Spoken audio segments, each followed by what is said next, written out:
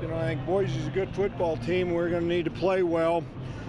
We've been living on creating takeaways, and we didn't do that tonight. Boise did a nice job taking care of the football. That was a hard-fought physical game. We're banged up, and another guy break his ankle. But want to congratulate Boise. They did a nice job, and they beat us fair and square tonight. So questions? What was the difference in the second half? You're going toe for toe with them, and then they score, you score, and then they had all the answers after that. Was it just they did, or what happened there? In that well, they made a couple nice adjustments, a couple nice plays, and we weren't, we didn't execute some of our fundamental things. I think also, when we lost Connor, we were down to 2 defensive tackles, and they were both freshmen. It's a pretty big stage for them to be in. I thought those guys fought hard, but and then I thought they made some nice plays too, and so that's what happened. Was broken ankle Connor? That's what we say right now. I just talked to him. He said I thought it was a broken leg. He says it's a broken ankle, so it's a break. Greg, Josh took a lot of hits tonight. I know you ran him a lot, and it certainly worked, but it just seemed like you couldn't get a lot of other things going consistently tonight. You know what? I think you need to credit Boise on some things. There's no doubt. I mean, they were disruptive last week against San Diego State.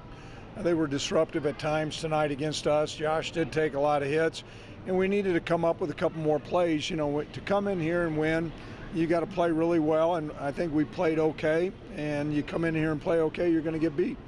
I know you knew they'd be using 2 quarterbacks, but just how tough was it the way they mixed and matched and even used them both at the same time? Well, I think some of the schemes that they did with Cozart was really good, and he's a good athlete, and you've got to have good leverage on him. And the one time he's got good speed, and that dimension is a challenge. Even though different guys in the game, it's still a double game plan, and then they put 2 guys in at the same time, and so that poses a challenge as well.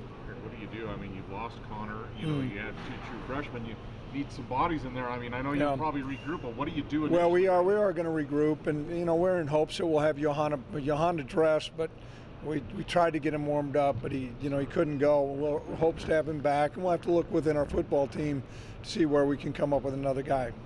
How much do you think the pressure on Josh was coverage or more pressure from just good? Well, there were, it's a combination typically when you're doing some good things in the back end. He's going to hold the ball a little bit more, and I thought they did a nice job with their rush lanes and got in his face. Austin Ford getting the touchdown. Looked like a couple times tonight he was open.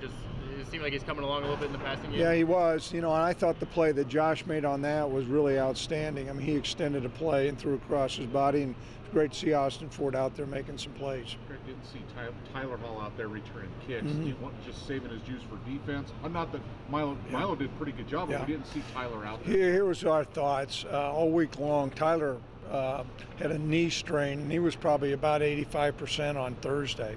And as a result, we looked at how much exposure and what he could really do when he had to open up, and we were just holding our breath. He was going to be able to play well enough at corners, so that's where we played him, and that was our decision. Hopefully he'll be back for the New Mexico game. He's a dynamic returner, but it was encouraging to see Milo come up with some big plays there also.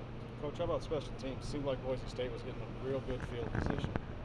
Well, that's the other element of the game, and I think I talked about that on a radio show prior to that, and some of that is an indication of athleticism and depth on your football team. Not to say that we still got a ways to go to have some depth, and particularly, between safeties, linebackers, some other guys. And Boise's always really been a good special team, and they got an exceptional punt returner. And you're right, we lost the field position battle there,